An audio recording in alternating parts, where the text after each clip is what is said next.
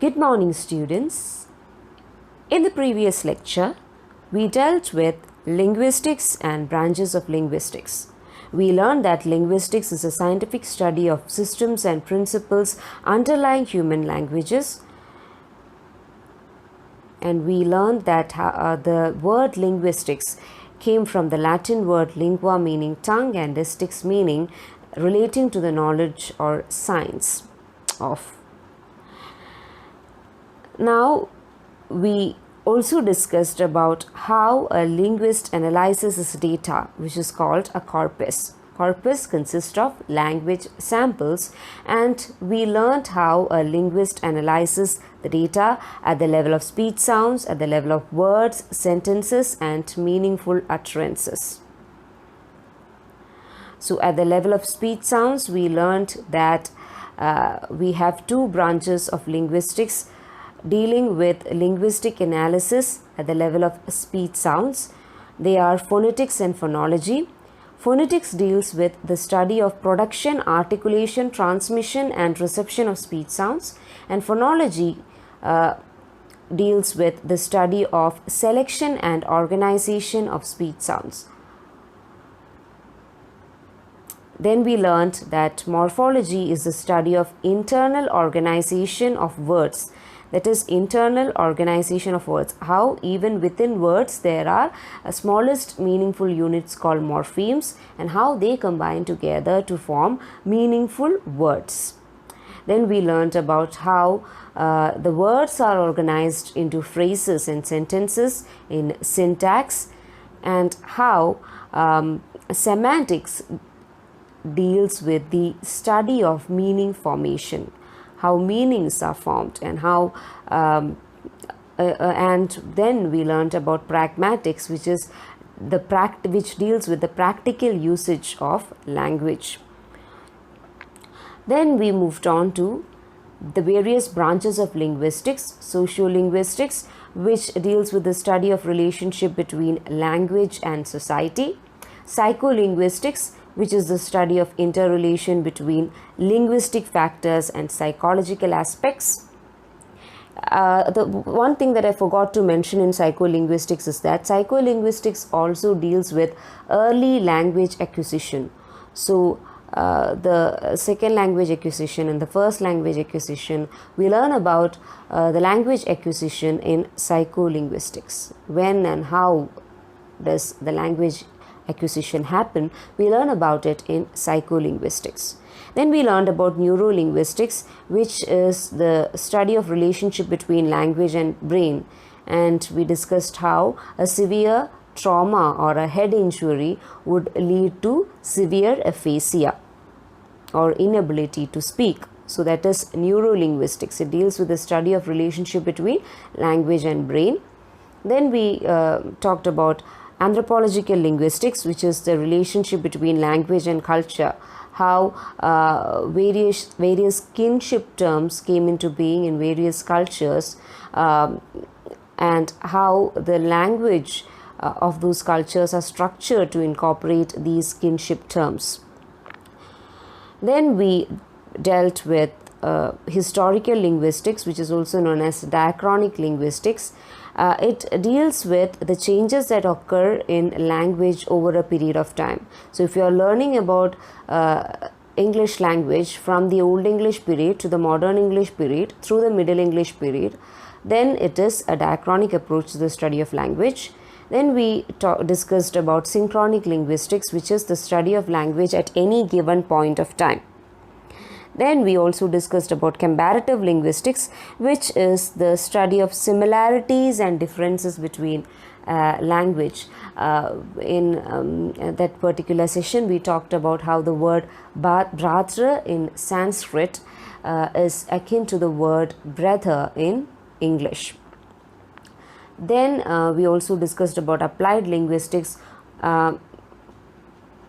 on how applied linguistics is used as an interdisciplinary field which offers practical solutions to language problems. We talked about critical discourse analysis as well.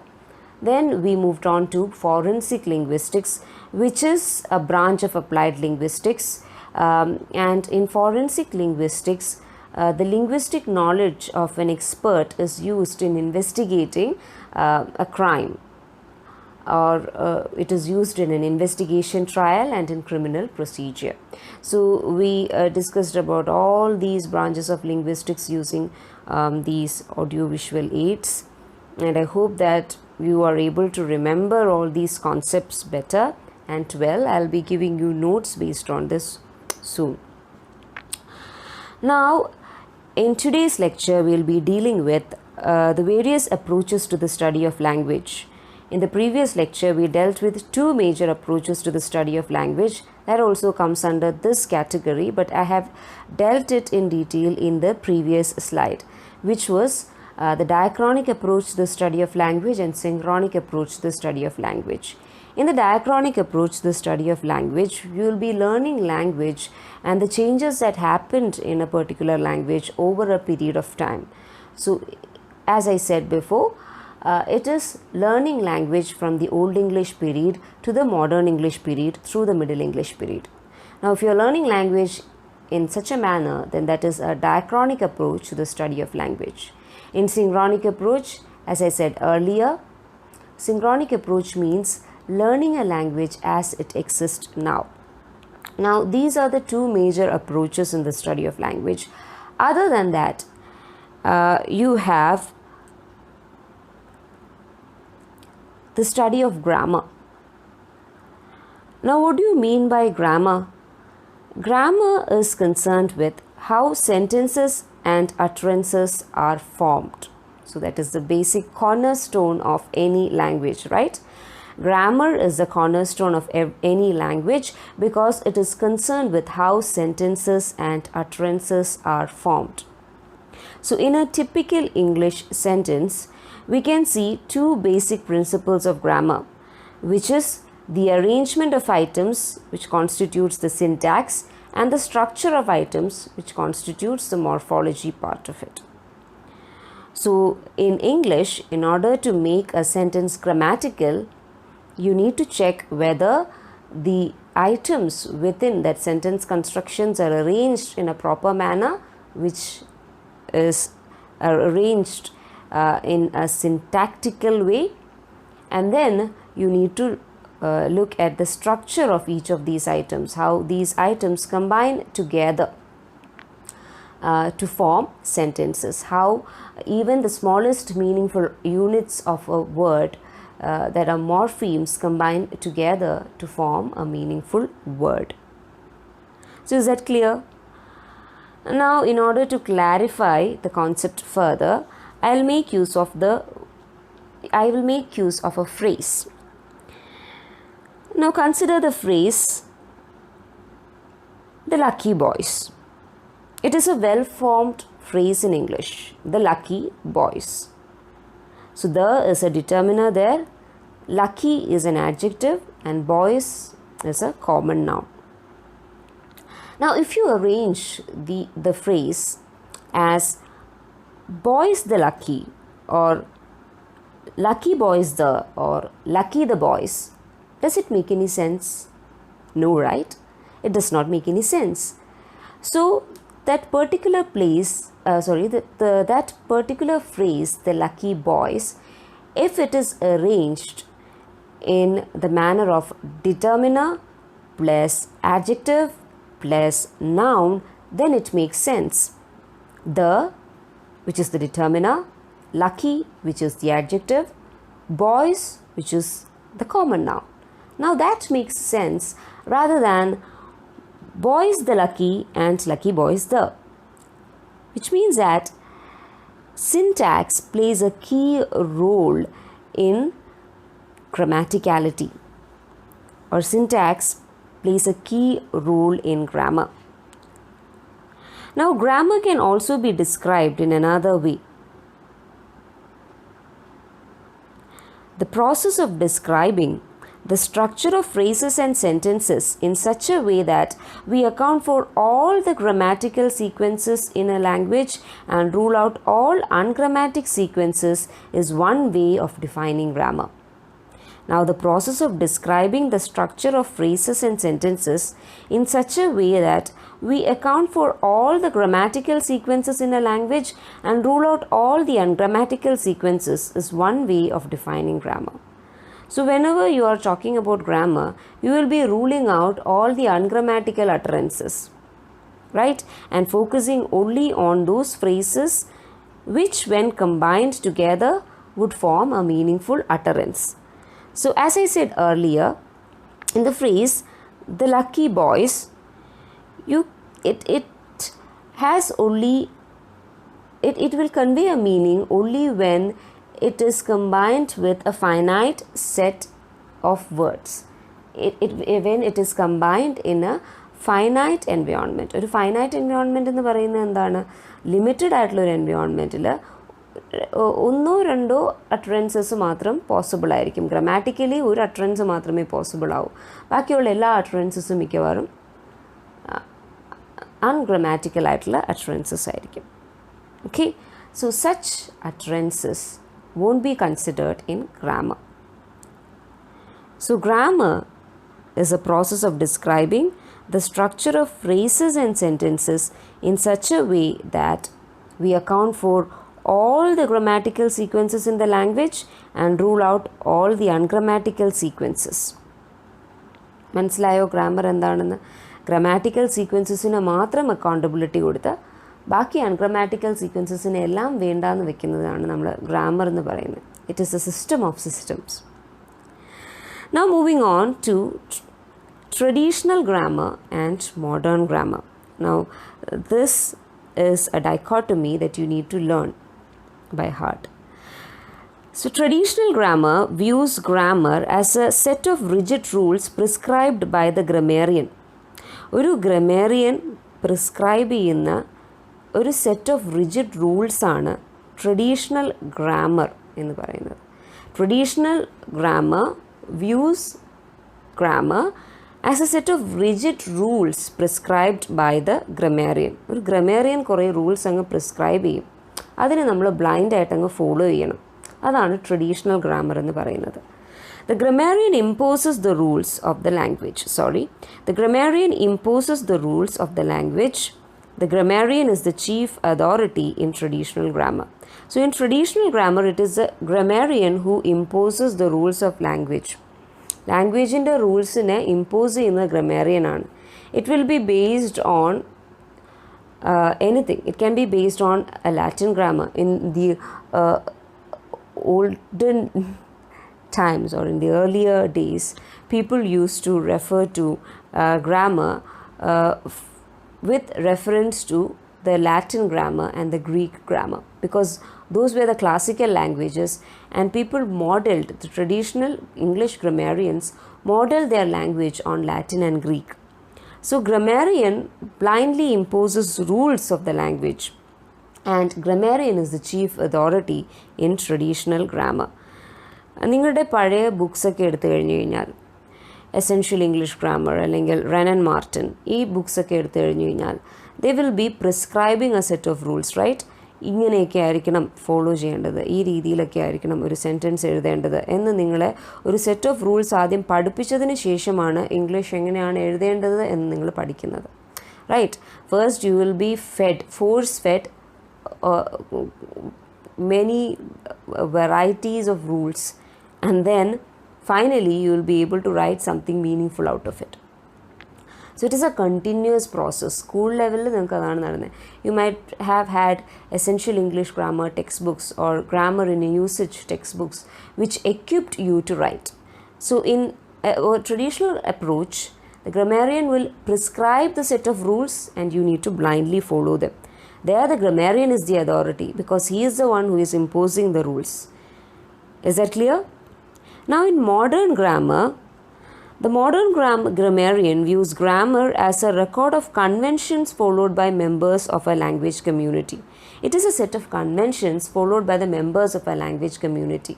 There the grammarian observes the speech patterns and speech acts of the native speakers. Am I clear? There the grammarian will be observing the speech acts of the native speakers. The correctness correctness of the language is ultimately a matter of what is accepted by the society. So we'll be looking at the conventions of the language, how a language is used in a particular context, and then we'll be analyzing the correctness of the language based on what is accepted by the society. Just think about it. A few years ago, the word selfie was non-existent. The word COVID or corona or social distancing were for that matter, non-existent. But now they have got a meaning, right? So the words that are formed is ultimately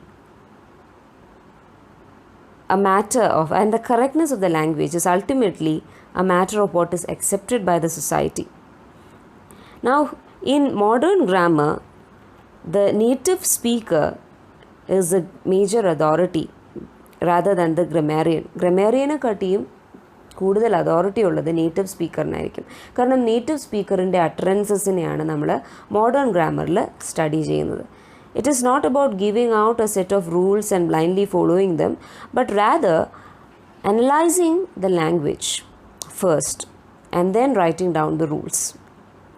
in modern grammar is viewed as a record of conventions which are followed by members of a larger language community. ഒരു larger language കമ്മ്യൂണിറ്റിയിലെ ആളുകൾ ഏതെല്ലാം conventions ആണ് follow ചെയ്യുന്നത് when they speak, while they speak, that is taken into account in modern grammar. And the correctness of the language is ultimately a matter of what is accepted by the society. The authority of the native speaker is of importance rather than that of the grammarian. I hope that you are able to understand this concept. Traditional ഗ്രാമറിൽ rigid rules prescribe ചെയ്യുന്ന ഒരു ഗ്രമേറിയൻ ആണുള്ളതെങ്കിൽ modern ഗ്രാമറിൽ നമ്മൾ linguistic അട്രൻസസിനെ ആദ്യം study ചെയ്തതിന് ശേഷം somewhat like the descriptive approach study ചെയ്തതിന് ശേഷം നമ്മൾ ലാംഗ്വേജ് സാമ്പിൾസിനെ സ്റ്റഡി ചെയ്തതിന് ശേഷം അത് ശരിയോ തെറ്റോ എന്ന് കൺസിഡർ ചെയ്യും.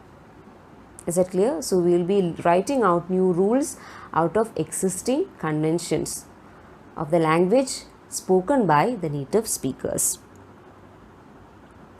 Now to make it clear, I have included this picture. Traditional grammar is concerned with rules that are governing the language, and modern grammar is more or less concerned with individual utterances. How we are able to form utterances in how a native speaker is able to form utterances in his mind, and how it is made acceptable by the shared conventions of a community, of a linguistic community. Is that clear? So ഒരാൾ സംസാരിക്കുന്നത് അയാളുടെ linguistic കമ്മ്യൂണിറ്റിയിലെ shared conventions വെച്ചിട്ടായിരിക്കും. നിങ്ങളൊരു മരണ വീട്ടിൽ നിന്നിട്ട് സംസാരിക്കുന്നത് പോലെ ആയിരിക്കില്ല ഒരു കല്യാണ വീട്ടിൽ നിന്ന് സംസാരിക്കുന്നത്. The convention will be different, right? So when you go to a funeral home, you will be solemn, you will be silent, you won't be talking much. When you go to a wedding, you will be happy, you will be jubilant, you will be running around and talking with each and every person that you meet. And the kind of language that you use.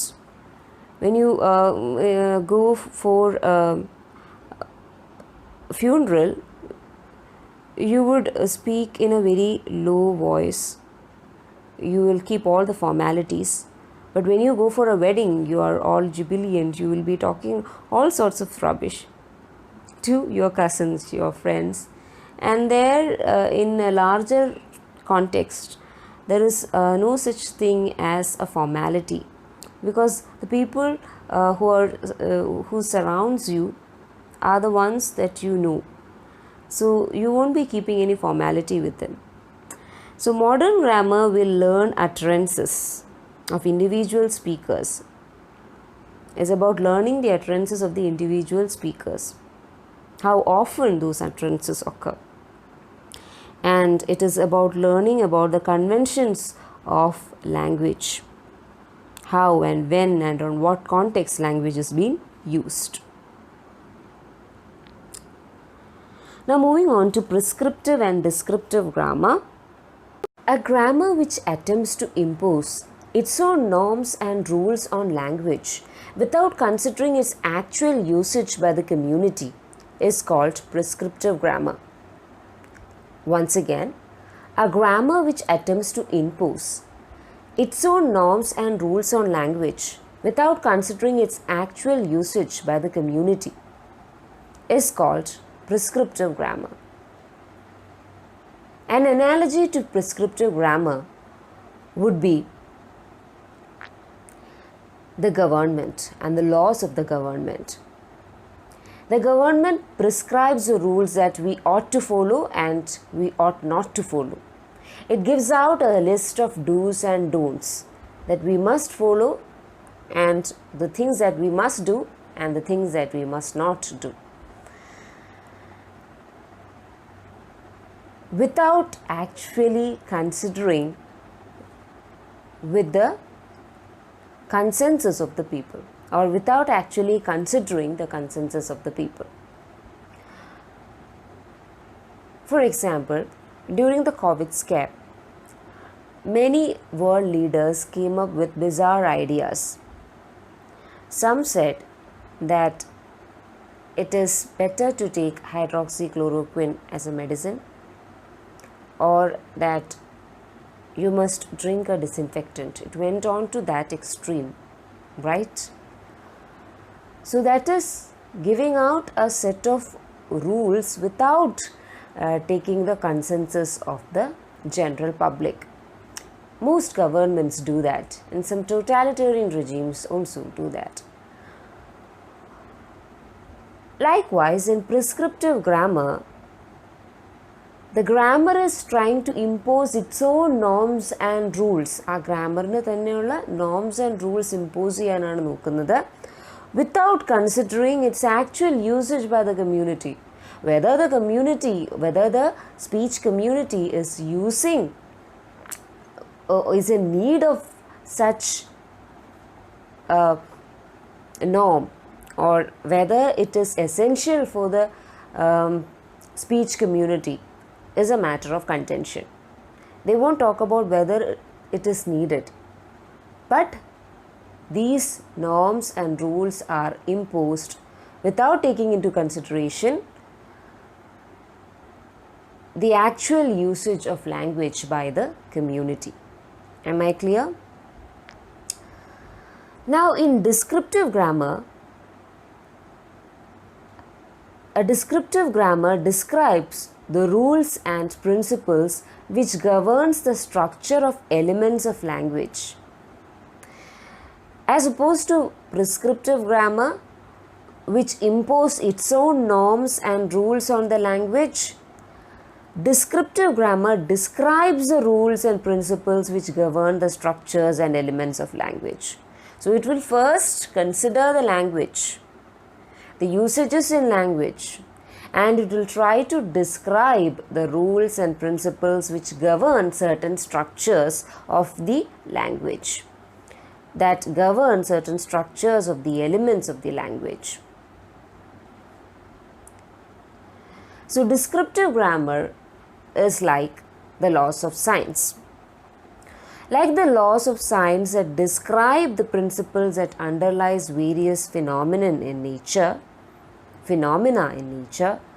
descriptive grammar describes the principles underlying the actual usage of language. It is like learning science.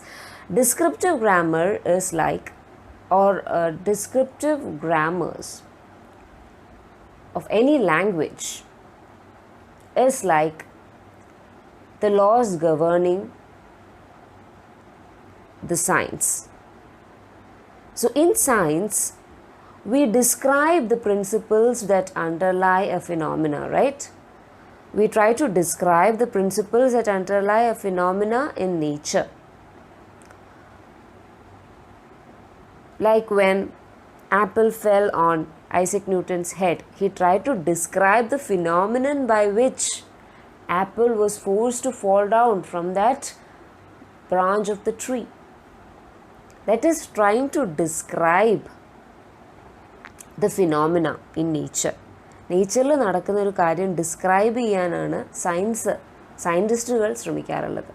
Similarly, descriptive grammarians or descriptive linguist tries to describe the rules and principles which governs the structure of elements of language. Let me make it clear with the use of 2 slides.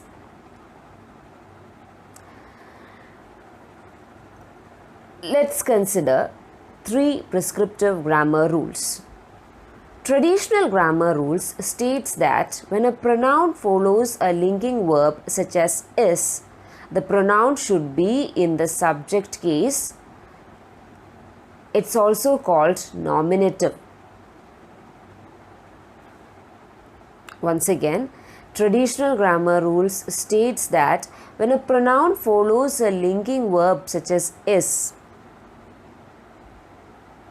the pronoun should be in the subject case. It is called nominative. So you might be familiar with some of the cases in English: nominative, accusative, ablative, dative. In one of our lectures in the previous semesters, we dealt with these cases. And one of the things with traditional grammar is that it follows these rules of cases. So in traditional grammar, it is a norm that when a pronoun is followed by a linking verb. What do you mean by pronoun? A noun which stands for a proper noun is called a pronoun, right? So when a pronoun follows a linking verb such as is, the pronoun should be in the subject case. For example, when you say, it is me, it is, this is in the contracted form, is in the contracted form here. It is me is wrong according to prescriptive grammar. You won't say, it is me. See, Donald Trump is saying that you should not say, it's me or it is me. It is rather better to say, it is I. Why is that so? When a pronoun, here it is me, when a pronoun is followed by the linking verb, it should be in the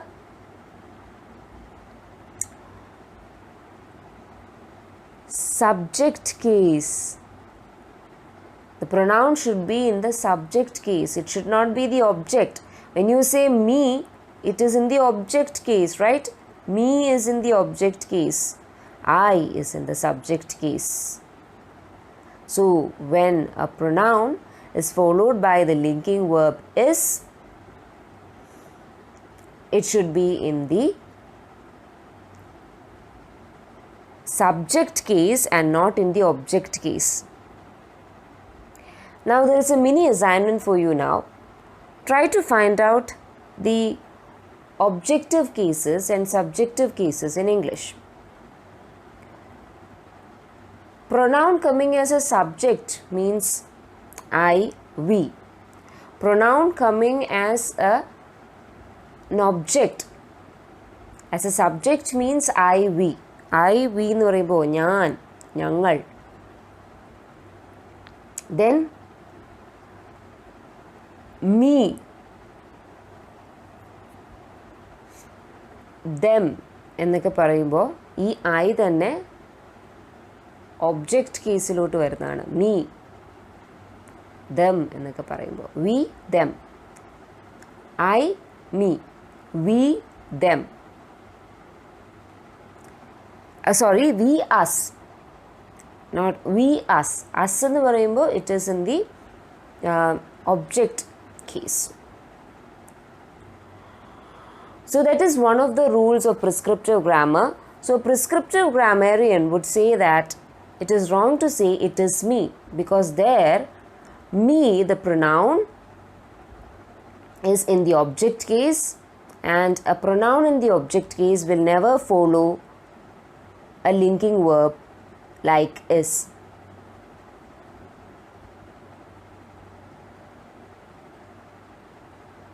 A pronoun follows a pronoun following the linking verb should always be in the subject case, like it is I. So when you say it is I, that is the right form of saying it. Similarly, the second rule is you must not end a sentence with preposition. Now, why was it so? Because again, English grammar was based on Latin and Greek, the traditional grammars of Latin and Greek. And these grammars had many cases with them. So they had many cases and many, they were highly inflected languages, and they had inflections to denote the changes in meaning. മീനിങ്ങിലുള്ള changes അല്ലെങ്കിൽ subject position object പൊസിഷനിലൊക്കെ ഉള്ള changes denote ചെയ്യാൻ വേണ്ടിയിട്ട് they used inflections like in Latin grammar they would say I love you in different ways. For example, when you are saying I love you in Latin, it is amor. The word amor is used to indicate love. When it is I, it is amor. When it is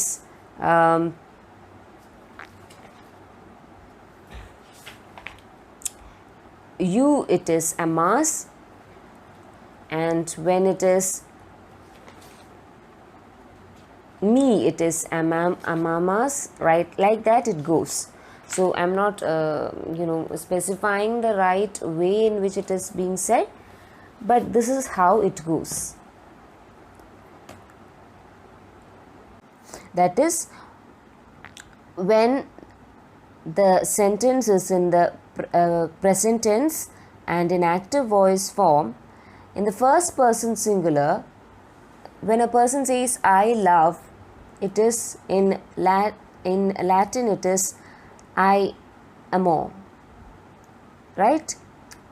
Amor. Love means amor, because when you are using first person it is amor. When you are using second person you, it is amas. When you are using third person singular, like he or she, it is amat. When you are using third person plural, we, love becomes amamas. When you are using second person plural you, the word love becomes amantis. When you are using third person plural they, the word love becomes amant. So the same verb amare for love has different inflections to cater to different persons. Oro personilum, first person, second person, third person, there again first person singular, second person singular, third person singular, first person plural, second person plural, third person plural. Idile oro personsilum the verb changes, right? But such a thing is not there in English. In English, usually inflections are used only in 2 or 3 cases. Like inflections are used in the case of possessive case, like the boys or the schools എന്നൊക്കെ പറയുമ്പോൾ apostrophe s or s apostrophe എന്ന് പറയുമ്പോൾ it indicates possession. So there you use an inflection. So English grammar has only 2 forms of inflections. Like for the neuter or common and the possessive. Like the neuter or common noun or proper noun would be Sita. Neuter, it is neutergent. Then Sitas, apostrophe s. Sitas is used to indicate possession. Like that, the pronouns also have 3 forms, right? Neuter, possessive and objective. And what are they? In the neuter you have neutral, you have he. In the possessive you have his. When you say his, it indicates possession. And in the objective form you have him. When you are saying him, then the pronoun is in the, when the pronoun comes as an object, it becomes him. So avada oru inflection undu, right? So the neuter he changes to possessive his to indicate possession, and objective him to indicate that it has turned into an object.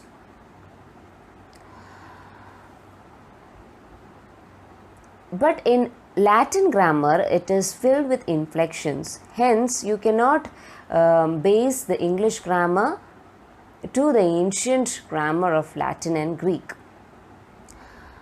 So, in Latin grammar, they might say that you must not end a sentence with preposition. The traditional grammarians considered it a sin to end a sentence with preposition. So, a prescriptive grammarian might say that, with whom did you go, instead of who did you go with. Who did you go with is a very common utterance nowadays. Who did you go with? There the sentence is ending in with. There the sentence is ending with the preposition with. But that is a sin in traditional grammar. To end a sentence with a preposition is a sin in traditional grammar or in prescriptive grammar. So they rewrite it as, with whom did you go? See again, Trump is saying that, who did you go with? That is no, you should not say like that. With whom did you go? That is the right way of saying it. Is that clear? But descriptive grammar describes the utterances in a language. Descriptive grammar describes the rules and principles which govern the structures of elements, and it tries to describe the language phenomenon and how utterances came into being. So for a descriptive grammarian, both these instances can exist. Hence, a descriptive grammarian might say yes to it is me and who did you go with. For a descriptive grammarian, this is an utterance which is there in the actual usage by the native speaker. Native speaker in the actual usage or utterance, it is me or it is me is there in the common usage. So you can use it in grammar too. There is nothing grammatically, it is not grammatically wrong. There is nothing grammatically wrong with that sentence, it is me. Or who did you go with is true. There is nothing wrong with it, according to a descriptive grammarian. Is that clear? Once again. So, for a descriptive grammarian, he might give a nod to utterances like it's me and who did you go with, but a prescriptive grammarian won't do that. Is that clear? Now moving on to the next major rule which a prescriptive grammarian might follow. That is, you must not split an infinitive. That is what a traditional grammarian would say. You must not split an infinitive. That is what a prescriptive grammarian, that is again, he is prescribing out rules, right? So he might say that you must not split an infinitive. Now what do you mean by an infinitive? Infinitive form in English always comes in this form, like to plus base form of the verb. That is infinitive form in English. Base form ആണ് infinitive എന്ന് പറയുന്നത്. അതിൻ്റെ ഇംഗ്ലീഷിലുള്ള form എന്ന് പറയുന്നത് to plus base form of the verb ആണ്. വെർബിൻ്റെ V1 form, base form of the verb. Now, the traditional grammarians or the prescriptive grammarians based their language on the Latin and Greek grammars. So in Latin, an infinitive was often followed by an adjective or an adverb. Since it is a base form of the verb, it is often followed by an adverb. And the infinitive or the base form of the verb is always written in one word. In the case of Latin, like a word madi infinitive ne denote cheyan.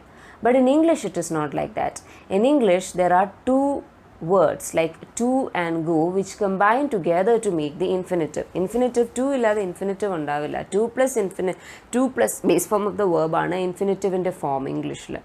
So അവിടെ രണ്ട് different words ആണ്. വേണമെങ്കിൽ നമുക്കതിനെ split ചെയ്യാം. But in Latin it is not possible. So I'll describe it with the help of an example. So in this particular session we'll talk about Captain Kirk's infinitive. Captain Kirk is a famous character in the Star Trek series, and in the beginning of one of his episodes he used to say to boldly go. So let's hear it from Captain Kirk himself. Space, the final frontier. These are the voyages of the starship Enterprise. Their ongoing mission, to explore strange new worlds, to seek out new life forms and new civilizations, to boldly go where no one has gone before.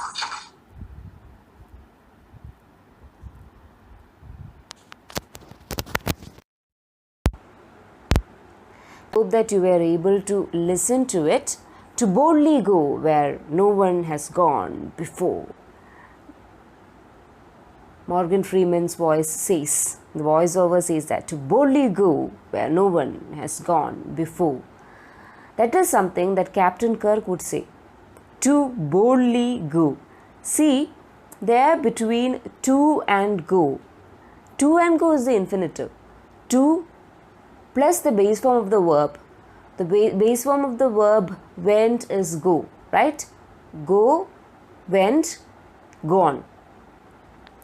So the base form of the verb went is go, and to go must come together. A traditional grammarian would say to and go must come together. You should not split an infinitive and add an adverb in between. To boldly go, how can you say that? So the infinitive in English language has the form to plus base form of the verb, as in to go, and can be used with adverbs such as boldly. At the beginning of each televised Star Trek episode, one of the main characters, Captain Kirk, always used the expression to boldly go. This is an example of a split infinitive. See, there is a split between to and go. It is split by the adverb boldly. Captain Kirk's teacher might have expected him to say to go boldly or boldly to go. You must either say to go boldly, because to go should come together. You should not split an infinitive. To go boldly or boldly to go, so that the adverb didn't split the infinitive. അങ്ങനെ വരാണെങ്കിൽ adverb അവിടെ infinitive-നെ split ചെയ്യില്ല. To-ൻ്റെയും go-ൻ്റെയും ഇടയ്ക്ക് ഒരു split വരില്ല. Is that clear? There won't be a split between to and go.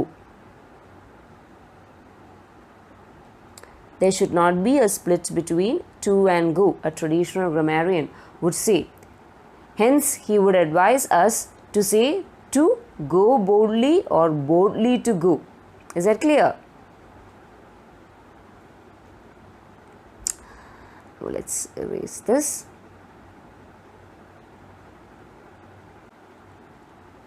So the adverb didn't split the infinitive. So that the adverb won't split the infinitive when you say to go boldly or boldly to go. If Captain Kirk had been a Roman space traveler speaking Latin, he would have used the expression adactor. So in Latin again, had Captain Kirk been a Roman traveler, then he would not have splitted the infinitive. He would not have committed the grave sin of splitting the infinitive, because in Latin there exist expressions like or dactor. Means to go, or dactor means boldly. So there in Latin the infinitive form is denoted by the single word er. So there is no need to split the infinitive there, because the infinitive itself is a single word, and it can be followed by an adverb like a doctor. Now in saying or doctor in Latin, Captanius Curcus, why is it Captanius Curcus? Because in the Latin his name would be Captanius Curcus. Captanius Curcus would not even have had the opportunity to split the infinitive, because Latin infinitives are single words and they just do not split. Latin infinitives are single words like and there is no need for them, for us to split them, because they are single. You won't split a single word into two, right? നിങ്ങൾക്ക് ഒരിക്കലും ഒരു single വേർഡിനെ രണ്ടായിട്ട് split ചെയ്യാൻ പറ്റില്ലല്ലോ. In between ഒരു cut കൊടുത്തിട്ട് ഒരു single വേർഡിനെ നിങ്ങൾ രണ്ടായിട്ട് split ചെയ്യില്ലല്ലോ. or doctor, how can you split er? So in Latin grammar they can say that it is a grave sin to split an infinitive, because there the infinitive is a single word. But in English grammar, the infinitive comprises of two words, to and the base form of the verb. And an adverb can come in between to and the base form of the verb. There is nothing wrong with that. That is why Captain Kirk used the expression, and a number of people in Britain would use the same expression. The native speakers of English would use the same expression. They would try to add an adverb in between to and go. They would split an infinitive, and there is nothing wrong with it. So it would be very appropriate in Latin grammar to say you cannot split an infinitive, but is it appropriate to carry this idea into English, where infinitive form does not consist of a single word but two words like to and go? No, right? It is totally inappropriate to set English grammar based on the rules of Latin. So is that clear? Now moving on to the next concept of today's lecture, which is grammaticality and acceptability. Now, certain sentences can be considered as grammatical, but they need not be acceptable. But all acceptable sentences are grammatical. Are you confused? Listen once again. All the sentences, or some sentences in English language, are grammatical. But a grammatical sentence need not be acceptable. But all accepted sentence or acceptable sentences in English are grammatical. Let's take an example. Colorless green ideas sleep furiously. This is a famous example quoted by Noam Chomsky. He said these words: colorless green ideas sleep furiously. Now, by the looks of it, this woman looks bewildered. What is the meaning of this sentence? Colorless is an adjective which is followed by the noun green. Noun or adjective green, because colorless, the adjective, here is followed by the noun, most probably noun or adjective green. I am saying noun or adjective because there is a mixing up of criteria in English grammar. Green can denote a noun, it is the name of a color, as well as it can be used to modify a noun like ideas, which is a noun. Green tree, it is used to modify tree. Green there is used to modify tree, hence there it functions as an adjective. So green can be both noun or adjective. So colorless, the adjective, is followed by a noun or an adjective which is green, which is followed by the noun ideas. So noun is modified by an adjective. So adjective came first, and then came noun, and then came the verb sleep. Sleep furiously. Furiously is an adverb. How are the ideas sleeping? Sleep furiously. Furiously is an adverb. So this is a grammatical sentence, isn't it? It has the form adjective plus noun plus verb plus adverb. So there is an SVC structure here. There is a noun, there is a verb, and then there is a complement. SVC to be precise. Adverb is there. SV, or you can say that SVA, which means subject, verb and adverb is there. So before the subject too, there is an adjective to modify the noun. So it is a perfect, grammatically perfect statement. But does it make any sense? It is illogical. It does not have a meaning. So this sentence is grammatical, but it is unacceptable. The sentence is grammatical, but it is highly unacceptable. Is that clear? So, utterances systematically used by the native speakers are considered to be grammatical. ഒരു native speaker systematically use ചെയ്യുന്ന അട്രൻസസ്, അയാളുടെ സ്പീച്ചിൽ എപ്പോഴും കടന്നു വരുന്ന അട്രൻസസിനെയാണ് നമ്മൾ grammatical sentences എന്ന് പറയുന്നത്. In descriptive grammar, right? ഒരു സ്പീക്കർ, ഒരു നേറ്റീവ് സ്പീക്കറിൻ്റെ ഡെയിലി കോൺവെർസേഷൻസിൽ എപ്പോഴും വരുന്ന സിസ്റ്റമാറ്റിക്കായിട്ട് വരുന്ന സെൻറ്റൻസസിനെയാണ് നമ്മൾ ഗ്രാമാറ്റിക്കൽ സെൻറ്റൻസസ് എന്ന് പറയുന്നത്. What is branded as ungrammatical at one time by consistent and systematic use by native speakers becomes acceptable as grammatical in the course of time. So what was once considered as ungrammatical in one time by consistent and systematic use by native speakers. For example, in the olden days, people never split an infinitive because they considered it as a grave sin.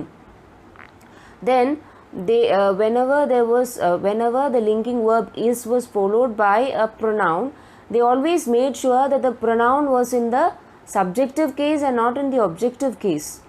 They were particular about that. Even today, grammar Nazis would say that it is my family and I and not my family and me, because you must the pronoun, when it comes in the objective part of the sentence, or when it comes at the object part of the sentence, it should be in the objective case. Traditional grammarians would argue, but that's not the case. So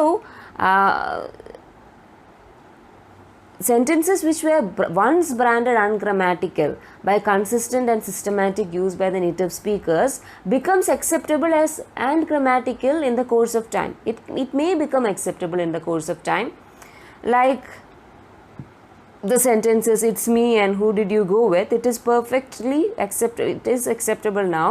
It is perfectly correct to say "it's me" or "it's who did you go with." It is accurate. It is correct. So sentences which were once branded as ungrammatical can be considered as acceptable and grammatical in the course of time. But what is grammatical need not always be acceptable as well. Example is "colorless green ideas sleep furiously." It is a perfectly grammatical sentence, but it is unacceptable. It does not have any sense. It does not make any meaning. It does not have any sense. In short, grammaticality and acceptability are two distinct but related notions.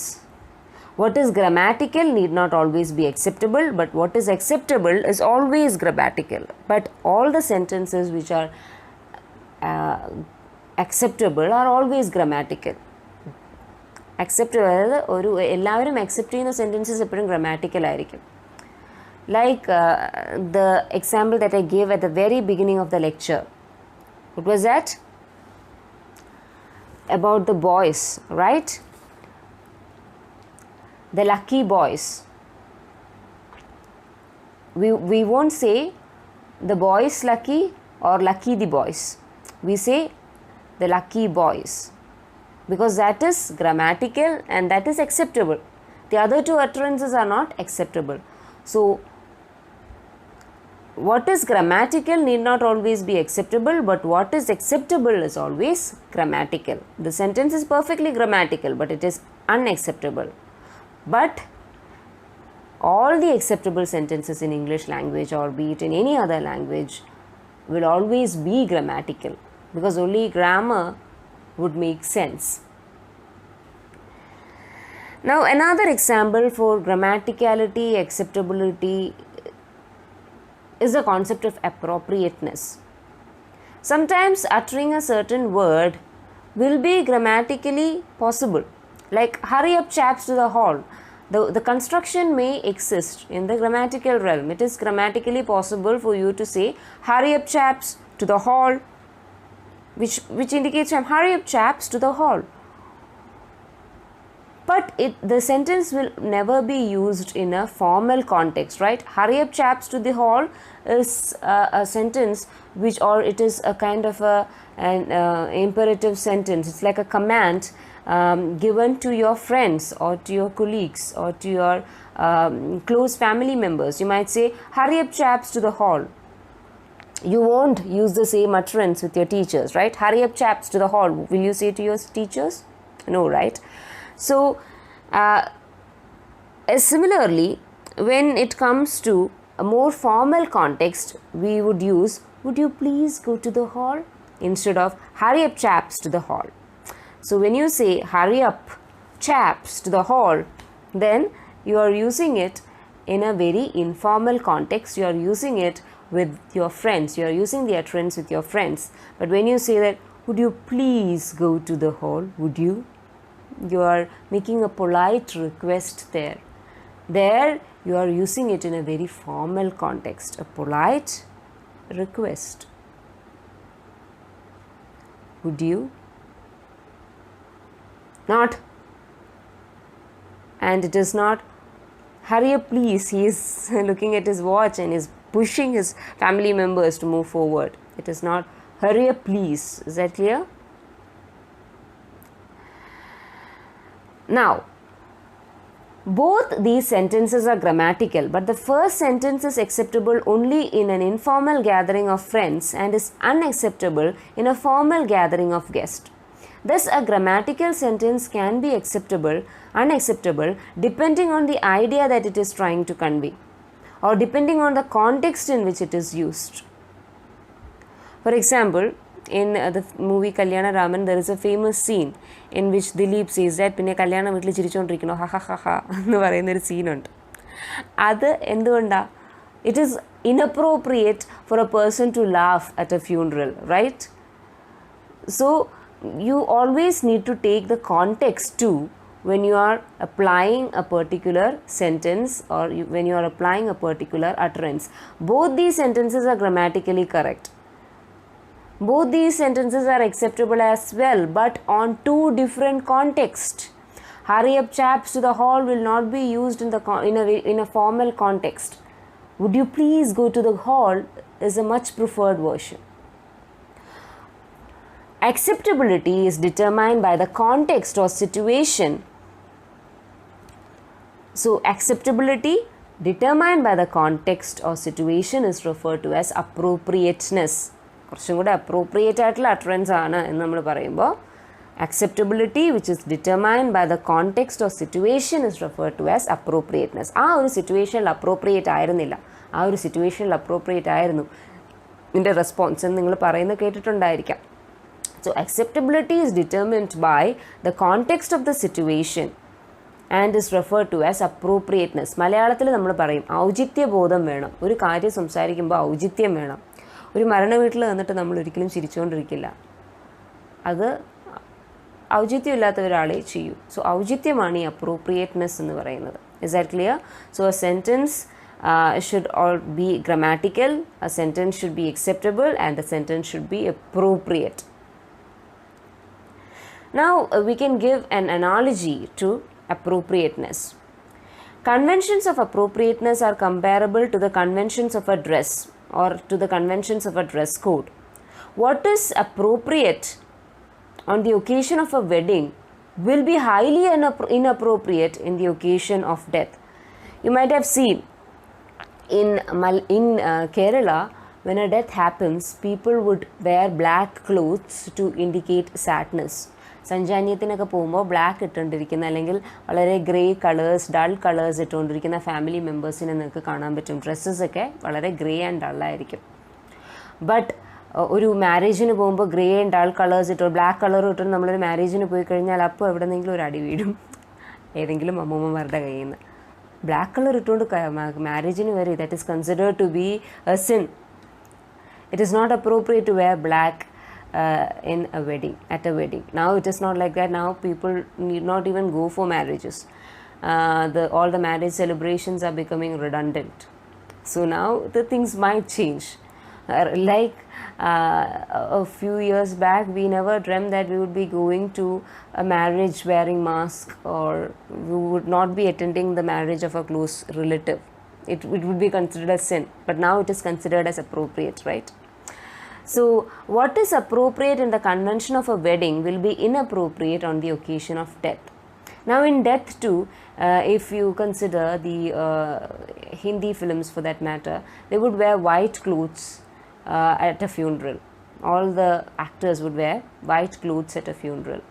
In Malayalam, there was a famous movie, Pappan Priyapetta Pappan or something, about a ghost, right? So, in that particular movie, at the time of the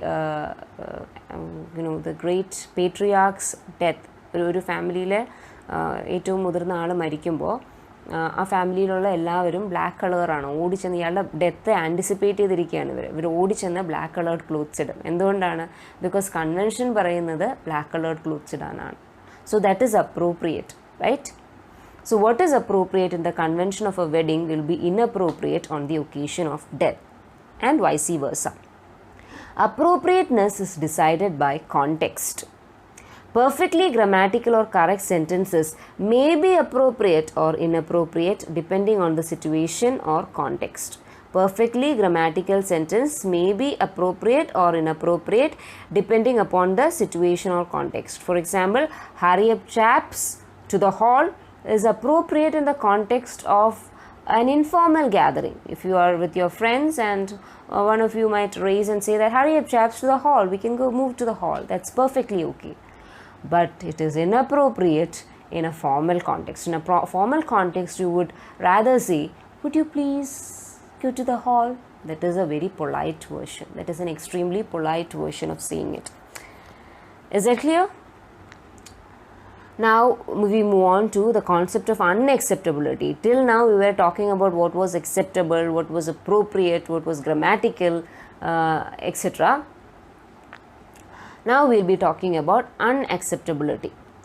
Unacceptability may arise due to ungrammaticality or inappropriateness. If a sentence is ungrammatical, it is unacceptable. Like, the boys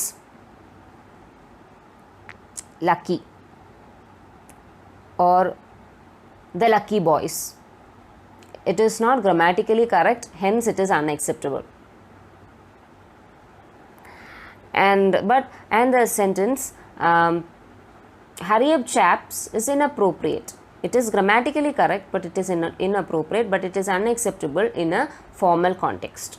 Yet another source of unacceptability is complexity. Complex sentences are always unacceptable. You won't make complex sentences. That is why your teachers always say to you to make sentences short and crisp. It should not go on and on and on like the Titanic song. So there should be a stop somewhere.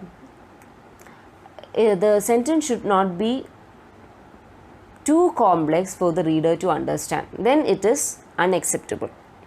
Extremely complicated and involved sentences, even though grammatical, will be difficult to understand and hence may not be acceptable. Acceptable sentences will be grammatical, appropriate and semantically sensible. So acceptable sentences eppoഴും എന്തായിരിക്കും? Grammatical ആയിരിക്കും, appropriate ആയിരിക്കും. It will be appropriate to the context in which it is used, and it will be semantically sensible. What do you mean by semantically sensible? It will always have a meaning. Unacceptable sentences may be ungrammatical, inappropriate, complex and have semantic oddities. It may not have meanings. Acceptable sentences may not have meaning. For example, colorless green ideas sleep furiously. It is perfectly grammatical. It is a perfectly grammatical sentence, but it does not have a meaning. It is a semantic oddity. It does not have a meaning. Is that clear? So that is about unacceptability. Now I hope you know the difference between acceptability, grammaticality and appropriateness. Grammaticality, acceptability and appropriateness, and now you know what is unacceptable or unacceptability. Now we will move on to the next session, which are two major approaches in the study of grammar. Grammar too can be studied. So till now we were discussing the approaches to the study of language. Now we are discussing the approaches to the study of grammar. Grammar again can be taught in two different ways, or grammar can be studied in two different ways. There is the inductive grammar and then the deductive grammar. So in inductive grammar, we analyze a particular language data and constructs a general theory or rule. In inductive grammar, induction പോലെയാണ്, we will be analyzing a particular data. First we will be analyzing a language sample and then we will construct a general theory or rule out of it. So modern structural grammar is inductive in its approach. It will first analyze the utterance and then give out norms pertaining to it. So it analyzes a particular language data and constructs a general theory or rule. Here the students are exposed to samples of language which leads to generalizations which then is applied in language practice. Here the students will study the language samples at the level of nouns, adjectives, adverbs, morphemes, etc. and how they combine together. How does two constituents of a language combine together? That is what we learn in immediate constituent analysis. അടുത്തടുത്തുള്ള words എങ്ങനെയാണ് combine ചെയ്തിരിക്കുന്നത്, അതിൻ്റെ combination എങ്ങനെയാണ്. For example, in colorless green ideas, I said that the adjective is followed by another adjective of noun, which is followed by a noun, which is followed by a verb, which is followed by an adverb. The sentence would be in SVC structure, subject verb complement, and hence it is grammatically acceptable എന്ന് ഞാൻ പറഞ്ഞിരുന്നു. So there you are analyzing the language sample first and then drawing theories from it or drawing out rules from it. Is that clear? So that is from data to theory. ആദ്യം നമ്മൾ data analyse ചെയ്യും, അതിനുശേഷം നമ്മളൊരു theory പ്രൊപ്പൗണ്ട് ചെയ്യും. അതാണ് inductive approach to grammar എന്ന് പറയുന്നത്. Is that clear? Now it will become more clear when we move on to deductive approach. Now you might be familiar with Sherlock Holmes and his science of deduction. Science of ഡിഡക്ഷനിൽ Sherlock Holmes എന്താ ചെയ്യുന്നത്, വളരെ general ആയിട്ടുള്ള കാര്യങ്ങൾ observe ചെയ്യും, എന്നിട്ട് അതിൽ particular ആയിട്ടുള്ളൊരു ഒബ്സർവേഷൻ മേക്ക് ചെയ്യും. For example, he will be analyzing general things like the sleeves of a person, the dandruff in his coat, or the crack in his nail, and then he would come to a conclusion about the characteristic traits of the person. So from general he is moving on to the specifics of the person. He will be able to deduce who the person is, right? In a study in Scarlet, the method of deduction is dealt with in detail. So from general to particular or to specific, that is how the movement goes in deductive approach, in any deductive approach. In grammar too, if we are basing grammar on a general theory or rule and analyzing a particular data based on it, ഒരു general theory or rule-നെ base ചെയ്ത് നമ്മളൊരു data analyse ചെയ്യുകയാണെങ്കിൽ that is a deductive approach. So in your primary classes, that is what your teachers did with you. They first introduced you to the general theory of language. Grammar ആദ്യം പഠിപ്പിച്ചു തന്നതിന് ശേഷം നിങ്ങളെ കൊണ്ട് എഴുതാനായിട്ട് equipped ആക്കി. So primary ക്ലാസ്സിലൊക്കെ അതാ ചെയ്യുന്നത്. Grammar is taught explicitly through elaborate explanations and then rules are applied to the construction of sentences. ആദ്യം ഗ്രാമർ നിങ്ങളെ പഠിപ്പിക്കും, അതിനുശേഷം അത് വളരെ ഇലോബറേറ്റ് ആയിട്ട് എൻ്റെ റൂൾസ് എല്ലാം പഠിപ്പിച്ചതിന് ശേഷം എങ്ങനെയാണ് അത് സെൻറ്റൻസസിൽ ആപ്ലിക്കബിൾ ആവുന്നതെന്ന് പഠിപ്പിക്കും. അതാണ് നമ്മൾ ഡിഡക്റ്റീവ് അപ്രോച്ച് എന്ന് പറയുന്നത്. And in ELT or English language teaching, grammar translation method is a deductive approach. Adyam they will be teaching you grammar and then they will be teaching you how these rules can be applied in the construction of sentences. In an inductive approach, the students are exposed to the language first and they come up with generalizations which is then applied to the language practice. Is it clear? Generalise, അതായത് ആദ്യം language സാമ്പിൾസിനെ പഠിക്കും, അതിൽ നിന്ന് generalisations ഉണ്ടാക്കും. ഈ generalisations അവർ language പ്രാക്ടീസിൽ apply ചെയ്യും. അതാണ് deductive approach. Direct method in English language teaching is considered to be an inductive grammar method, and grammar translation method in English language teaching is considered as a deductive approach to the study of grammar. So with that we come to an end of our slide. I hope that you were able to understand today's slides. Thank you.